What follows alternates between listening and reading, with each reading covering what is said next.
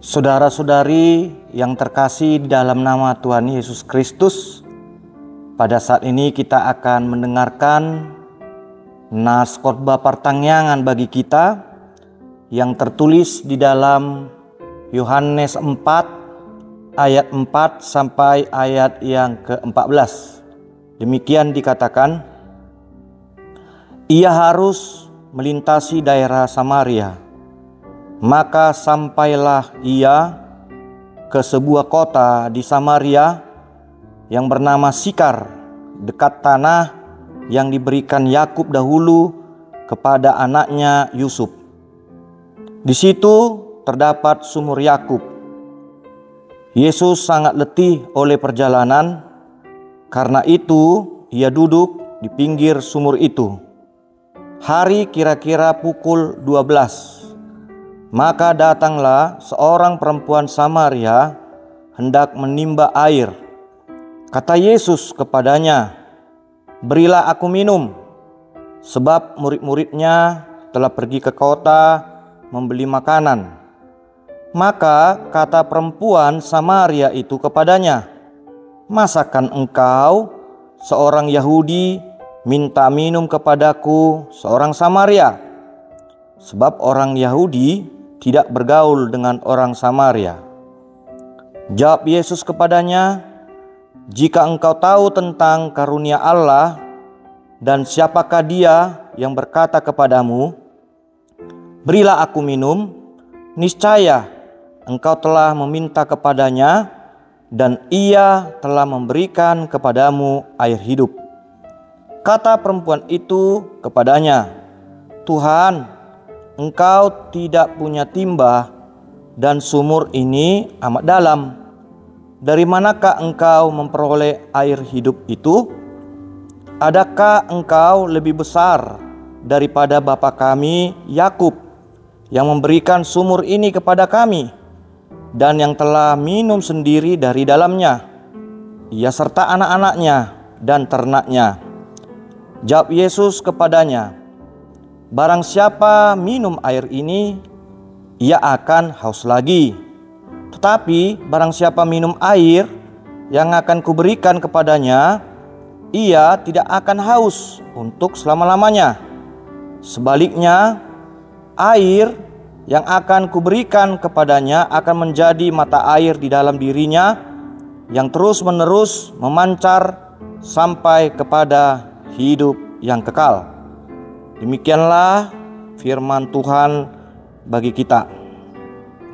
Saudara-saudari yang terkasih di dalam nama Tuhan Yesus Kristus, di dalam nas khotbah ini Tuhan Yesus menekankan bahwa kasih Allah itu tidak terbatas, akan diberikannya bagi setiap orang, siapapun orang itu, baik itu dari latar belakang apapun dia.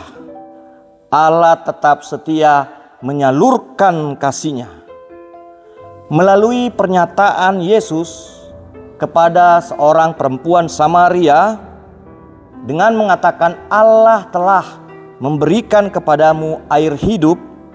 Yesus menekankan bahwa kasih Allah akan terus mengalir seperti air yang tidak pernah berhenti memberikan kehidupan pada manusia dan seluruh makhluk hidup. Saudara-saudari yang terkasih di dalam nama Tuhan Yesus Kristus, dari sudut pandang kehidupan sosial dan keagamaan saat itu, sikap Tuhan Yesus yang berjumpa dan berbicara dengan perempuan Samaria ini sebenarnya tindakan yang terlarang.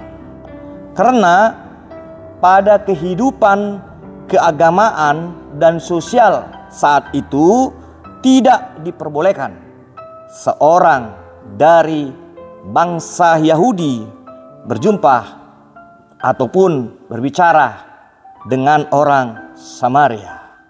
Karena Yesus adalah keturunan dari orang Yahudi, maka dia sebenarnya tidak diperkenankan untuk berjumpa dan berbicara dengan perempuan Samaria. Tindakan terlarang perjumpaan orang Yahudi dengan orang Samaria ini sebenarnya berawal dari masa lalu, dari pertengkaran antara orang Yahudi dan orang Samaria sekitar tahun 720 sebelum Masehi. Orang Asyur pada saat itu menyerbu kerajaan utara Samaria dan merebut bahkan menaklukkannya. Orang Asyur mengangkut hampir seluruh penduduk kerajaan utara ke Media. Orang Asyur juga membawa orang-orang dari Babel dan juga dari Kuta, dari Awa, dari Hamat, dan dari Sefarwaim. Itu semua bisa kita baca dan lihat di dalam kitab 2 Raja-Raja pasal yang ke-17. Karena tidak mungkin untuk mengangkut semua orang, maka orang Asyur pun meninggalkan beberapa orang dari kerajaan utara. Situasi ini membuat orang Samaria tidak dapat mengelak untuk mulai menikah dengan orang asing ataupun pendatang. Orang Samaria pun melakukan apa yang bagi orang Yahudi merupakan kejahatan yang tidak dapat dimaafkan. Orang Samaria kehilangan kemurnian ras mereka sebagai bangsa Yahudi. Di dalam pandangan kerumah tanggaan Yahudi sangat ketat diatur bahwa seorang putra atau putri menikah dengan orang bukan Yahudi, maka orang itu sudah pasti dinilai mati di mata Yudaisme. Pada waktunya tiba orang-orang Yahudi dari buangan Babel kembali ke Yerusalem atas belas kasihan Raja Persia. Orang-orang Yahudi diberikan tugas untuk memperbaiki dan membangun kembali bait suci atau bait Allah yang telah hancur. Kemudian orang Samaria pun datang dan menawarkan bantuan mereka di dalam pembangunan bait Allah yang telah hancur ini. Orang Yahudi dengan nada hina menghina bantuan dari orang Samaria dan tidak menginginkan bantuan dari orang Samaria tersebut.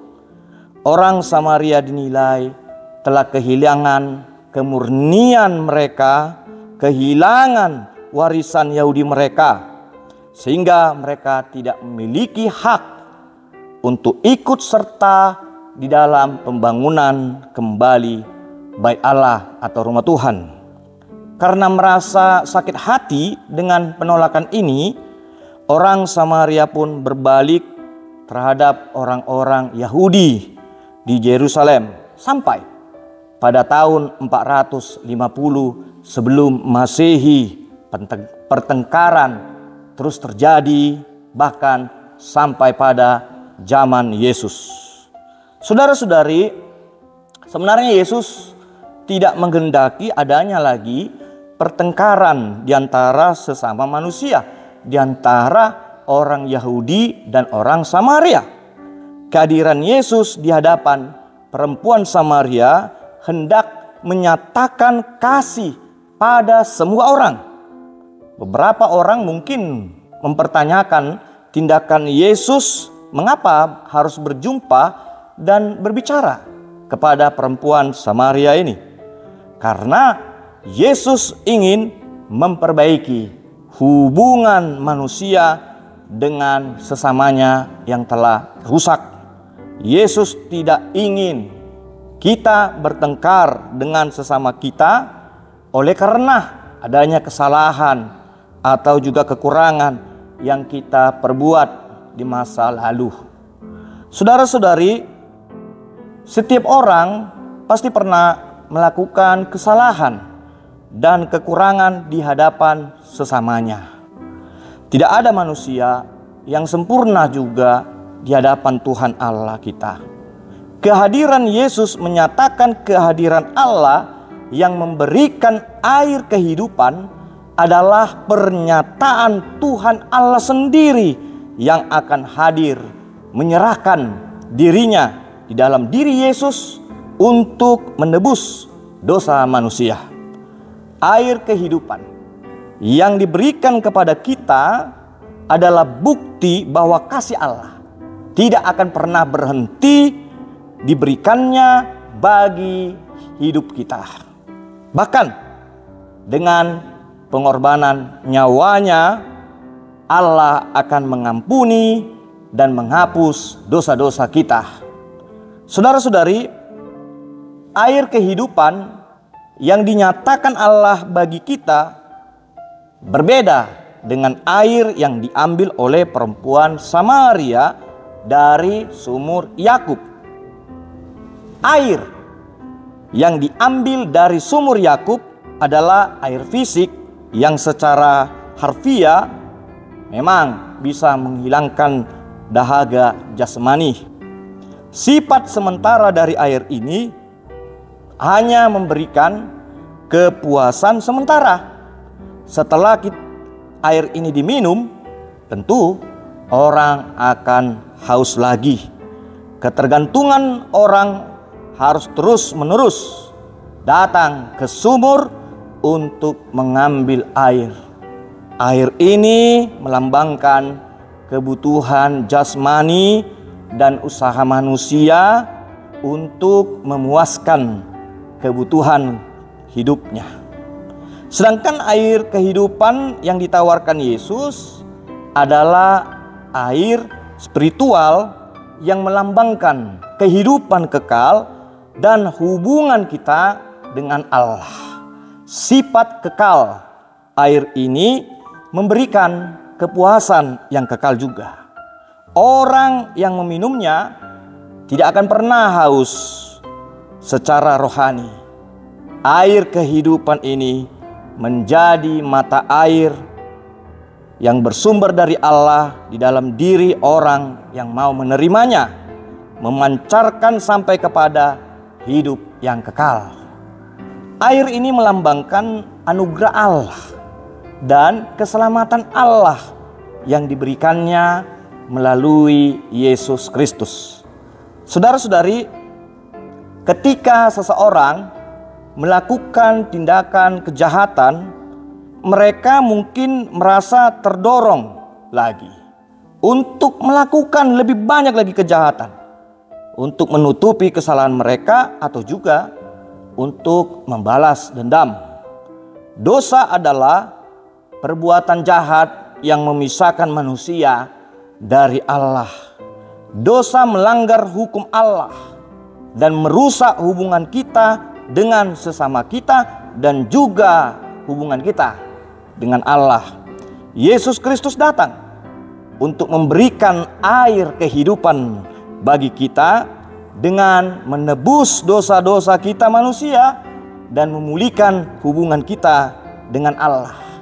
Melalui iman kepada Kristus, kita dapat menerima pengampunan dosa dan mengalami transformasi rohani. Pertengkaran di antara orang Yahudi dengan orang Samaria ini adalah dampak dari dosa yang telah mereka perbuat di hadapan Allah. Akibat dari dosa tersebut, mereka telah dibutakan untuk melakukan tindakan-tindakan yang menyakiti saudara-saudaranya. Hati mereka tertutup untuk mau berdamai dan mengampuni kesalahan dari saudara-saudaranya itu. Dalam kehidupan kita saat ini, kita sering sekali dihadapkan pada perbedaan atau juga konflik. Namun, kita dapat belajar dari Yesus untuk melihat hati setiap orang dan mengasihi mereka tanpa syarat. Mari kita merenungkan bagaimana kita dapat menjadi saluran air hidup bagi orang-orang di sekitar kita. Bagaimana kita dapat menunjukkan kasih dan penerimaan kepada mereka yang berbeda dengan kita. Kasih Kristus dapat mengatasi segala batasan dan juga mengubah kehidupan kita. Seperti perempuan Samaria yang meninggalkan tempayannya dan pergi memberitakan tentang Yesus. Kita juga dipanggil untuk menjadi saksinya di dunia ini, untuk memberitakan kehadiran air hidup di dalam diri Yesus Kristus. Saudara-saudari yang terkasih di dalam nama Tuhan Yesus Kristus, di dalam menyambut Minggu Letare. Letare artinya seperti yang dikutip di dalam nas Alkitab Yesaya 66 ayat 10b. Bersukacitalah bersama-sama Yerusalem dan bersorak-soralah karenanya. Maka nas khotbah ini, firman Tuhan ini memberitakan kabar sukacita bagi kita semua untuk datang dan mau menerima air kehidupan. Terimalah air kehidupan dari Tuhan Yesus, karena itulah yang akan memberikan kehidupan baru, kepuasan, kedamaian, dan hubungan yang kekal dengan Allah. Amin.